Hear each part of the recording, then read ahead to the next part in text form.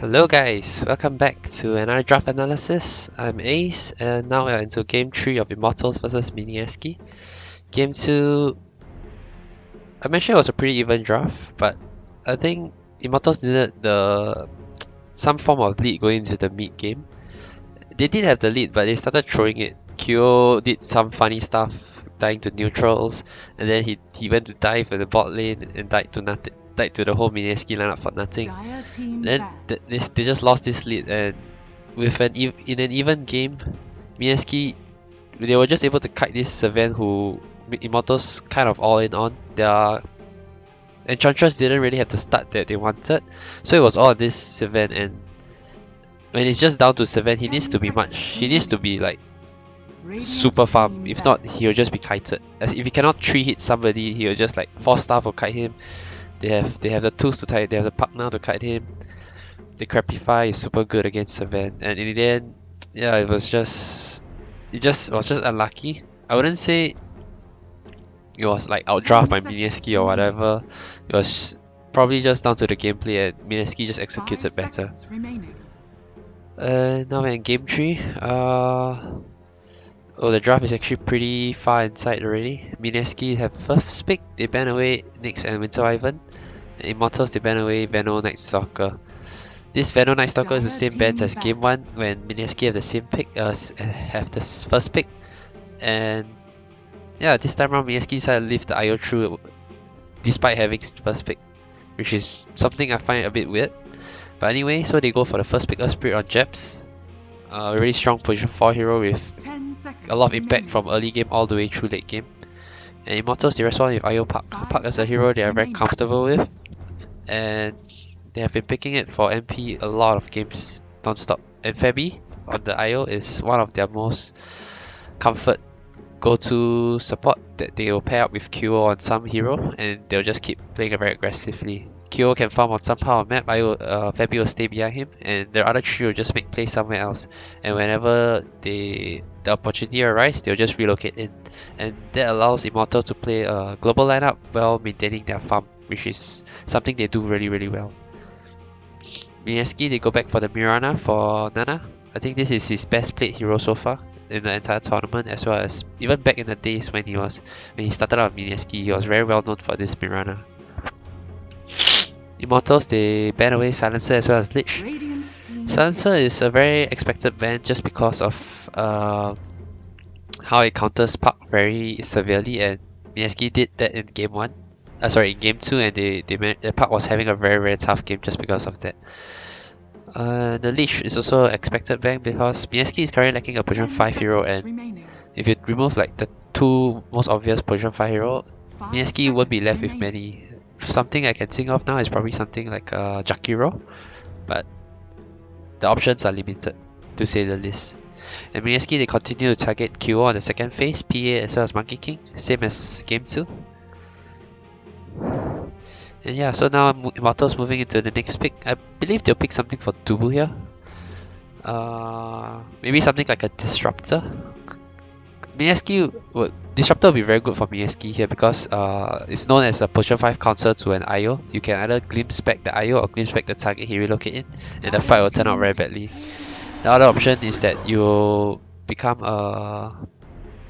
it's very easy to set up a static storm kinetic field combo on the IO relocate if you are in position. And it's also really good against a Puck. So I thought Immortals might deny pick that against Mineski, but instead they go for this Spirit Breaker, a hero that they very comfortable to put on the aggression. And Mineski, yeah, they go for the Jakiro. Actually, I might have preferred the Disruptor for Mineski just for the reasons I've mentioned. But I guess Jakiro is just a more stable position 5 in the current meta. And Ice Puff is also quite good against IO in the sense that when you relocate, you can always Ice Puff from far and you instantly stun the target. And Immortals, they go back for this QO's Bloodseeker, a hero that was banned in the second game. And he's really strong on this hero. Like the player it fits his style a lot. And Mineski actually go for the Ice Timbersaw, something I don't really like it here. Bloodseeker is known to be a counter to Timbersaw, like a really good counter. Just because of Rupture and Blood, right? It makes me feel that like Mineski's going to try to fight a lot. Like they won't, because if you're farming on a Timbersaw and you get ruptured, you're most likely going to just die. You can't really run. You can try to TP, but there's a Spirit Breaker, there's a Park, so it's not going to be easy. So they're going to play around this Timbersaw and like maybe use him to bait, and then the rest of his team will come in and help on like the Earth Spirit counter initiation, the Mirana jumping in and stuff. Yeah, so there's the possibility, because Timbersaw is still tanky regardless. Although like Rupture, you don't want him to. He's still able to tank in the middle of the fight if he has reactive armor stacks. And after all, it's Ice Space Hero. So Immortal, their last ban, they target towards the Mushi's Pagna, which did really well last game. Pagna is also a very good hero because like when Bloodseeker rupture one of his teammates, he can always just decrepify him and there's no physical damage that can go through onto this target that is being ruptured.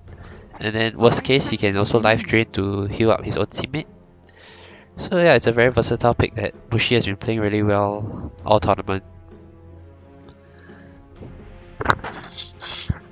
I highly doubt Mushi will go for the anti-mage just because Bloodseeker is a very strong counter to anti-mage, and second it'll be a very greedy lineup with the Timbersaw already picked up.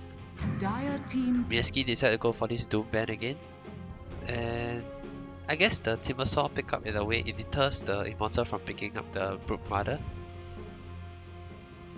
It's not the end of the world though. I think Immortals, if they really want to, they can still go for it. Radiant team pick. And Mineski, they go for this classic Vengeful Spirit on Mushi. Usually when they want to have more early game presence, they'll pick up this Vengeful carry for Mushi. And Immortal go back for their classic Bounty Hunter off lane. Okay, this is the kind of lineup that Immortals is going to snowball with again. They did this 2 times in the past and they won with it. They just crush the opponents right from the laning phase. Bounty Hunter hit 6, they just keep fighting with the Spirit Breaker and Bloodseeker. Iron Relocate, all their heroes are like can fight constantly. There's no cooldowns, there's no long cooldown. The longest cooldown is probably going to be Relocate and Park Ulti. The rest of the spells are all like you can just keep going and going and going. They're not afraid. So this is going to be the typical Immortals all-in aggression kind of game, and they're going to use track kills to get a very strong lead. And Mineski, they do have a good draft against it. Mushi's Vengeful Spirit is a key carry that can fight very early. 10 seconds remaining. It's decent against Bounty Hunter in the lane as well. And Nana Mirana is known to really have a good start as well. And after all, it's Ice Timbersaw.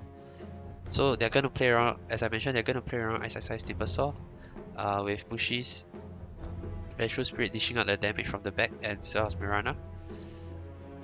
Mineski does have the tools to deal with this Immortals aggression, I would say, but I said this many times against this Immortals all aggression and I was wrong many times, so I'm gonna go with Immortals this game. They're just gonna be super aggressive and do it. I hope Mineski can combat this though, then will be a very exciting game to watch. Okay, anyway, that's all from me, and hope you guys enjoyed. Thank you.